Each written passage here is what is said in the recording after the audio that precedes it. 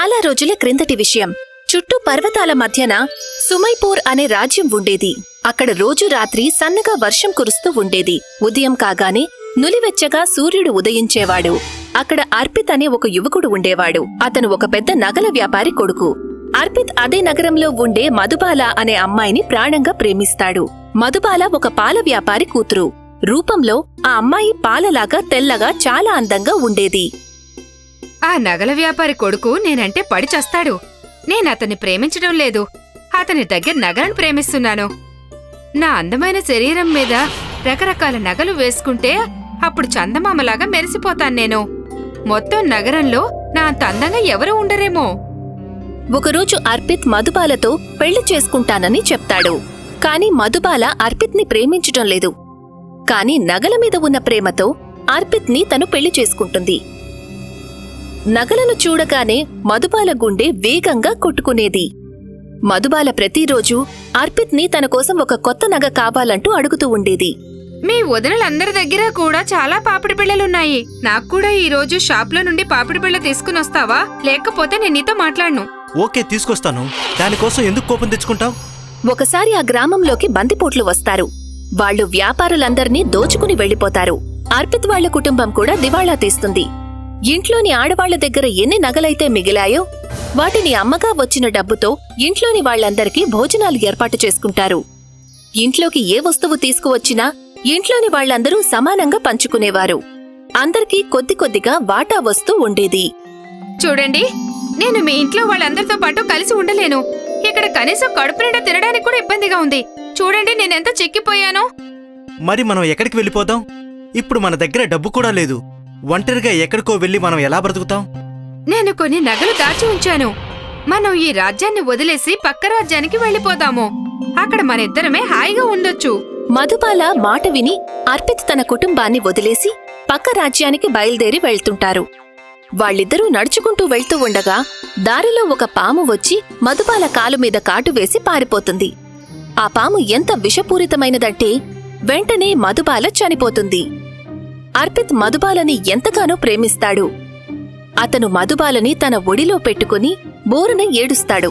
అప్పుడు అదే దారిలో ఒక సాధువు వెళ్తుంటాడు. ఏం జరిగింది నాయనా, ఏడుస్తున్నావు? నా భార్యని ఒక విషపూరితమైన పాము కాటివేసింది. వెంటనే తను చనిపోయింది.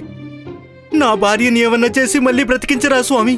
నా భార్య మళ్ళీ బ్రతికించడం కోసం ఏమైనా చేయడానికి నేను సిద్ధం. నేను నీ భార్యను బ్రతికిస్తాను. కాని అందుకు నువ్వు నీ సగం ఆయుష్ని నీ భార్యకి ఇవ్వవలసి ఉంటుంది. సగం ఆయుష్ని నీ భార్యకిచ్చాక ఒకవేళ నీ ఆయుష్ 80 సంవత్సరాలుంటే ఇక 40 సంవత్సరాలే బ్రతుకుతావు. అర్పిత్ ఒక్క క్షణం కూడా ఆలోచించకుండానే తన సగం ఆయుష్ని వెంటనే తన భార్యకి ఇవ్వాలని నిర్ణయించుకుంటాడు. సాధువు ఒక మంత్రం చదివి మధుబాలని మళ్లీ బ్రతికించి వెళ్ళిపోతాడు. మధుబాలకి తెలియనే తెలీదు తను చనిపోయింది అని. ఏం జరిగింది? నువ్వెందుకు ఏడుస్తున్నావు? ఏం లేదు, బహుశా నా కళ్ళలో ఏదో పురుగు పడ్డట్టుంది. తర్వాత చాలా దూరం నడిచిన తరువాత వాళ్ళిద్దరూ ఒక బావి దగ్గర ఆగుతారు. చాలా ఆకలిగా ఉంది. నేను ఇప్పుడే వెళ్ళి కొన్ని మామిడి పండ్లు కొనుక్కొనొస్తాను. అర్పిత్ మామిడి పళ్ళు కోసుకుని రావడానికి వెళ్లగానే బావి దగ్గరికి ఒక కుంటి వ్యక్తి నీళ్లు తోడుకునేందుకు వస్తాడు. ఆ కుంటి వ్యక్తి శరీరం పూర్తిగా బంగారు నగలతో వజ్రాలతో నిండిపోయుంటుంది. మధుబాల నీళ్లు తాగే నెపంతో బావి దగ్గరికి వెళ్లి ఆ కుంటి వ్యక్తితో మాట్లాడుతూ ఉంటుంది. ఆ మాటల్లో మధుబాలకేం తెలుస్తుందంటే ఆ కుంటి వ్యక్తి నందపూర్ రాజ్యంలోనే ఒక పెద్ద బంగారు నగల వ్యాపారి అని. అప్పుడు మధుబాల స్వార్థంతో ఏమాలోచిస్తుందంటే ఏదో విధంగా అర్పిత్ని వదిలించుకుని ఆ కుంటి వ్యక్తిని పెళ్లి చేసుకుంటే తన శరీరమంతా కూడా బంగారంతో నింపుకోవచ్చు అని అనుకుంటుంది. తను మహారాణిలాగా బతకచ్చనుకుంటుంది. కుంటి వ్యక్తి కూడా మధుబాలని ఇష్టపడతాడు. వాళ్ళిద్దరూ అక్కడున్న చెట్టు చాటున దాక్కుంటారు. అర్పిత్ మామిడి పళ్ళు తీసుకుని తిరిగి వచ్చాక ఇద్దరూ కలిసి అర్పిత్ని ఆ బావిలోకి తోసేసి తర్వాత అక్కడ్నుంచి పారిపోతారు. ఈ రాజ్యంలో నన్ను ఎవరైనా నీతో కలిసి ఉండడం చూస్తే నాకిబ్బందులొస్తాయి. ఎందుకంటే ఇక్కడ నా భర్తకి తెలిసిన వాళ్ళు చాలా మంది ఉన్నారు. నిన్ను నేనొక సంచిలో దాచిపెడతాను. మనం ఇంకొక రాజ్యంలోకి వెళ్ళాక నిన్ను మళ్లీ బయటికి తీస్తాను. కుంటివాడు ఒక సంచిలోకి దూరతాడు. మధుబాల ఆ సంచిని తన వీపు మీద పెట్టుకుని పక్క రాజ్యం సరిహద్దు దగ్గరికి వెళ్తుంది. మధుబాలకి సరిహద్దు దగ్గర చెకింగ్ చేస్తారని తెలీదు. చాలా సులభంగా సరిహద్దు దాటి వెళ్లిపోవచ్చనుకుంటుంది. కాని సరిహద్దు దగ్గర సిపాయిలు ఆమెను చెక్ చేస్తారు. ఏ సంచిలో ఏముంది? ఇందులోనా? అది మామిడి పళ్ళున్నాయి, ఇంకేమీ లేదు. సిపాయి సంచి తెరిచి చూసేసరికి అందులో నుండి ఒక మనిషి బయటికి వస్తాడు. ఇందులో ఏదో తేడాగుంది. పదండి, రాజుగారి దగ్గరికి వెళ్దాం. సిపాయి మధుబాలని, కుంటివాడిని తమ రాజుగారి దగ్గరికి తీసుకువెళ్తాడు. ఎవరు నువ్వు? నీతో పాటుగా ఉన్న ఆ కుంటివాడు ఎవరు? నువ్వు ఇతన్ని ఈ సంచిలో ఎందుకు కట్టి తెచ్చావు? ఇతను నా భర్త. ఈయన తమ్ముళ్ళు చాలా ఇబ్బందులు పెడుతున్నారు. అందుకే మేము ఆ ఇంటిని, రాజ్యాన్ని వదిలి మీ రాజ్యానికి వచ్చాం. రాజుగారు వాళ్ళిద్దరికీ తమ రాజ్యంలో ఉండటానికి అనుమతి ఇస్తాడు. మరోవైపు ఒక వ్యక్తి అర్పిత్ని బావిలో నుండి బయటికి తీసి కాపాడతాడు. అర్పిత్ పక్క రాజ్యానికి చేరుకుని మధుబాలని వెతికి పట్టుకుంటాడు.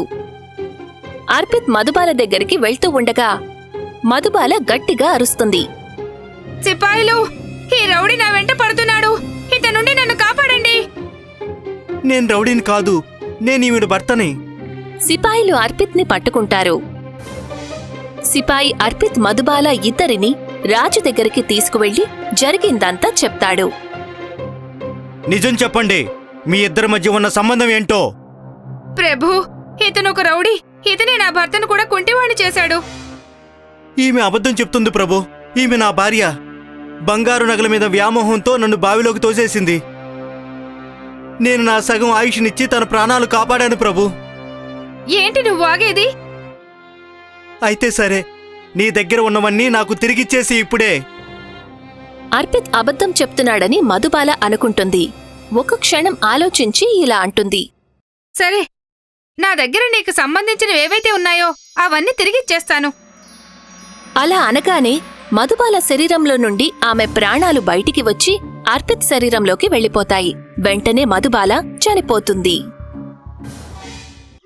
16వ శతాబ్దంలో పశ్చిమ యూరప్లో వెట్లాండ్ అనే ఒక దేశం ఉండేది. ఆ దేశానికి జార్జ్ అనే అతను రాజుగా ఉండేవాడు. జార్జ్ చాలా దయగలవాడు. అతని రాజ్యంలో ప్రజలందరూ చాలా సంతోషంగా, సమృద్ధిగా ఉండేవారు. ఆ రాజుకి పైపర్ అనే ఒక కొడుకు ఉండేవాడు. రాజు వృద్ధుడు అయిపోతాడు. అందుకే పైపర్ అతి త్వరలో మహారాజు బాధ్యతలను తీసుకోబోతున్నాడు. పైపర్ యువకుడు, అందమైనవాడు, బుద్ధిమంతుడు, గొప్ప విల్లుకాడు కూడా. వెట్లాండ్ పక్కన ఉన్న రాజ్యం ఎంధాక పిరికి రాజైన మైకేల్ ఏమనుకుంటాడంటే తన కూతురు లీసా పెళ్లి పైపర్తో జరిపించాలి అని. అందుకే అతను తరచుగా లీసాని ఏదో ఒక కారణంతో పైపర్ దగ్గరికి పంపించేవాడు. అమ్మా లీసా, మన రాజ్యంలోని కొన్ని తియ్యని మామిడి పళ్ళను రాజ్ దర్బార్కి తీసుకుని వెళ్ళు. అదే సమయంలో నువ్వు అక్కడ ఉండే పైపర్ని కూడా కలవచ్చు. ఎలాగైనా పైపర్ని నీ వశం చేసుకో.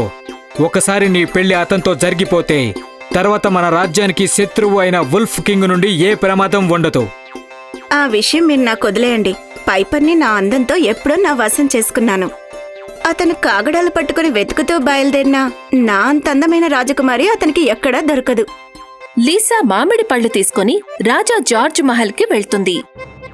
హలో పైపర్, చూడు నీకోసం నేనేం తీసుకొచ్చాను. ఓహో, మామిడి పళ్ళు. నాకు ఈ మామిడి పళ్ళు అంటే చాలా ఇష్టం. నీకు నేను మామిడి పళ్ళు తినిపించాను కదా, బదులుగా నువ్వు కూడా నాకేదైనా తినిపించాలి కదా. నువ్వు బాగా వంట చేస్తావని నేను విన్నాను. ఈ రోజు రాత్రికి నన్ను ఇక్కడే ఉండిపోమ్మంటావా? నువ్వు నీ చేతులతో నాకు తినిపిస్తావా? తప్పకుండా. రాజా జార్జ్ మహల్లో ఒక విశాలమైన పూల చెట్ల గార్డెన్ ఉండేది. అందులో ఎక్కడా దొరకని పూలు, కాయల మొక్కలు పెంచేవాళ్లు. పైపర్ లీసా కోసం వంట చేస్తూ ఉండగా ఆ గార్డెన్లోకి ఒక దొంగ దూరి కొన్ని చెట్లను ఎత్తుకుని పారిపోతూ ఉంటాడు. ఏ సిపాయి కూడా ఆ దొంగని పట్టుకోలేకపోతారు. యువరాజు గారు, ఈ సమయంలో మిమ్మల్ని ఇబ్బంది పెడుతున్నందుకు నన్ను క్షమించండి. మన గార్డెన్లో ఒక దొంగ దూరాడు. అతను కొన్ని చెట్లను ఎత్తుకుని అడవిలో ఎత్తుగా ఉన్న పర్వతాల వైపుకు పరిగెత్తాడు. ఏ సిపాయి కూడా అతన్ని పట్టుకోలేకపోయాడు. పైపర్ వెంటనే తన బాణం తీసుకుని గుర్రం ఎక్కి అడవి వైపుకు వెళ్తాడు. వేగంగా పరిగెత్తే పైపర్ గుర్రం తొందరగానే దొంగ దగ్గరికి వెళ్తుంది. పైపర్ 1 కిలోమీటర్ దూరం నుండి బాణం వేసి ఆ దొంగని పడగొడతాడు. ఇన్ని సంవత్సరాల నుండి ఎవరు కూడా మా మహల్లోని రక్షణని ఛేదించలేకపోయారు. ఎవరు నువ్వు? నీ ముసుగు తొలగించు.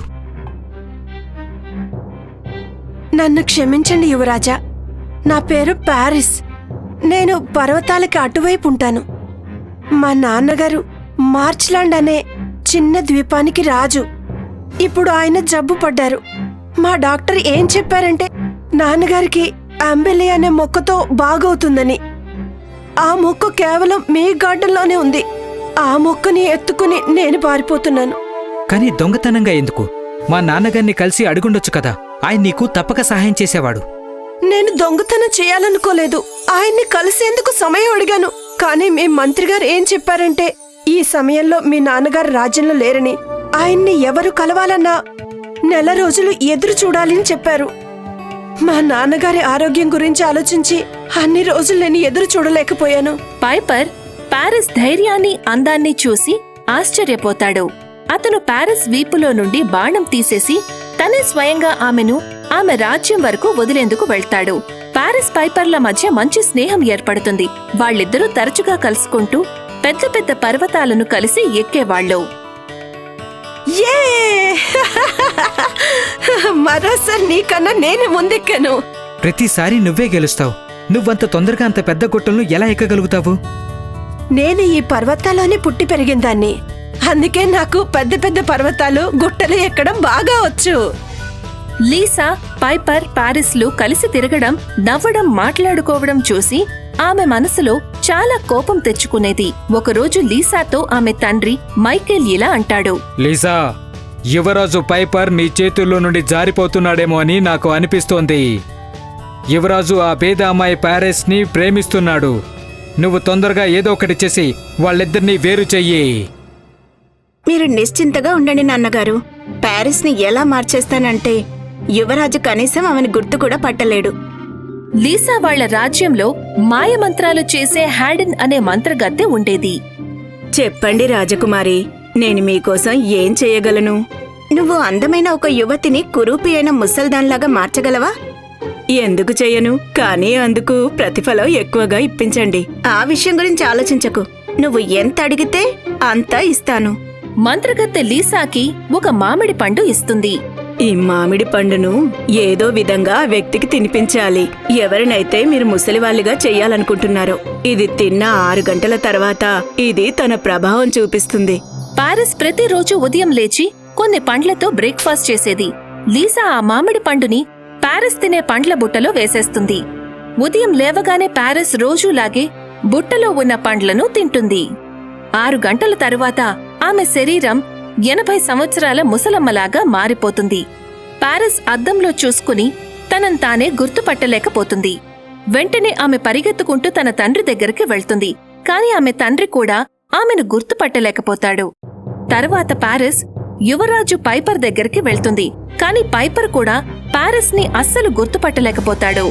పైపర్, నేను పారిస్ ని. జాగ్రత్తగా చూడు. ఇలా ముసల్దాన్లాగా ఎలా మారిపోయినా నాకే అర్థం కావడం లేదు. ఏం మాట్లాడుతున్నావు పెద్దమ్మ నువ్వు? పారిస్ వయసులో ఉన్న ఒక అందమైన అమ్మాయి. ఒకసారి నీ వయసుని చూసుకో. పారిస్ ని ఎవ్వరూ గుర్తుపట్టరు. పారిస్ నిరాశపడుతూ అడవిలోకి వెళ్లిపోయి ఒంటరిగా ఉంటుంది. కొన్ని సంవత్సరాలు గడిచిపోతాయి. పైపర్ తనకి తెలిసిన పారిస్ కోసం ఎంతో ఎదురుచూస్తాడు. కాని ఆమె రాదు. పైపర్ మీద పెళ్లి చేసుకోమని, రాజ్యభారం తీసుకోమని ఒత్తిడి పెరుగుతూ ఉంటుంది. చివరికి పైపర్ లీసాని పెళ్లి చేసుకునేందుకు ఒప్పుకుంటాడు. కాని పైపర్ లీసాల పెళ్లికి ఒక రోజు ముందు వెట్లాండ్ మీద పక్క రాజ్యమైన వుల్ఫ్ కింగ్ దాడి చేస్తుంది. వుల్ఫ్ కింగ్ తన సైనికులతో పాటు తోడేళ్లను కూడా తీసుకుని వచ్చేవాడు. పైపర్ ఒకేసారి తన బాణంతో వుల్ఫ్ కింగ్ ని చంపేవాడు. కాని సమస్య ఏమిటంటే అతనికి వుల్ఫ్ కింగ్ కనిపించకుండా ఉంటాడు. పైపర్ వుల్ఫ్ కింగ్ మీద బాణం గురిపెట్టడానికి ఒక ఎత్తైన ప్రదేశం కోసం చూస్తుంటాడు. అప్పుడు అతని అడవిలో ఉన్న పర్వతాలు గుర్తుకు వస్తాయి. పైపర్ అడవిలో నుండి వెళ్తూ ఉన్నప్పుడు హఠాత్తుగా ఒక తోడేలు అతనికి ఎదురుగా వస్తుంది. పైపర్కి బాణం తీసుకునేందుకు కూడా సమయం దొరకదు. తోడేలు పైపర్ మీదకి దూకుతుంది. కాని అప్పుడే ఎవరో మధ్యలోకి వచ్చి కత్తితో ఆ తోడేలుని చంపేస్తారు. అది మరెవరో కాదు, ముసలిదానిలా మారిన పారిస్. పెద్దమ్మా, మీ సమయాన్ని నేను ఎప్పుడూ మర్చిపోను. మీకు బహుమానం ఇచ్చేవాణ్ణి, కానీ నేను తొందరగా పర్వతాల దగ్గరికి వెళ్ళాలి. పైపర్ ఆ పెద్ద గుట్టని ఎక్కడానికి చాలాసార్లు ప్రయత్నం చేస్తాడు, కాని ఎక్కలేకపోతాడు. అదంతా ప్యారిస్ చూస్తూ ఉంటుంది. ఆమె పైపర్తో ఇలా అంటుంది. నువ్వు నీ విల్లు బాణాలు నాకివ్వు, నేను ప్రయత్నం చేసి చూస్తాను. ప్యారిస్ పైపర్ దగ్గర నుండి విల్లు బాణాలు తీసుకుని చాలా వేగంగా ఆ పెద్ద గుట్టని ఎక్కేస్తుంది. అక్కడి నుండి ఆమెకి వుల్ఫ్ కింగ్ కనిపిస్తాడు. ఒకే బాణంతో ముసలి ప్యారిస్ వుల్ఫ్ కింగ్ ని చంపేస్తుంది. ముసలి ప్యారిస్ అంత వేగంగా ఆ గుట్టని ఎక్కడం చూసిన పైపర్కి తన ప్యారిస్ గుర్తుకు వస్తుంది. ఇంత వేగంగా ఈ గుట్టని కేవలం ప్యారిస్ మాత్రమే ఎక్కగలుగుతుంది. ఈమె తప్పకుండా నా ప్యారిస్ అయి ఉంటుంది. అవును పైపర్, నేను నీ ప్యారిస్నే. ఎవరో మంత్రశక్తితో నన్ను ముసల్దానిగా మార్చేశారు. పైపర్ తన రాజ్యంలోని పక్క రాజ్యాలని మంత్రగాళ్లనందర్నీ పిలిపించి వాళ్ల కళ్లల్లోకి చూస్తూ అడుగుతాడు, ఎవరు ప్యారిస్ ని ముసలమ్మగా మార్చారు అని. మంత్రగత్తె హేడెన్ కళ్ళు తిప్పుకునేసరికి పైపర్ అర్థం చేసుకుంటాడు ఆ పని హేడెన్ చేసి ఉంటుంది అని. ఏం జరిగిందో నిజం చెప్పు, లేకపోతే నేను కాలుతున్న మంటల్లో పడేస్తాను. హేడెన్ జరిగిందంతా చెప్పేస్తుంది. లీసా ఆమె తండ్రి అసలు స్వరూపాలు బయటపెడుతుంది. లిసా, నువ్వింత పని చేస్తావని నేను అనుకోలేదు. నా రాజ్యం నుండి వెళ్ళిపో, మళ్ళీ ఎప్పుడు తిరిగి రావద్దు. హేడెన్ తన మంత్రశక్తి ప్రభావం తీసేస్తుంది. వెంటనే ప్యారిస్ ముందులాగా అందమైన యువతిలాగా మారిపోతుంది. ప్యారిస్ పైపర్లు పెళ్లి చేసుకుని ఇద్దరూ ఎంతో సంతోషంగా జీవిస్తుంటారు.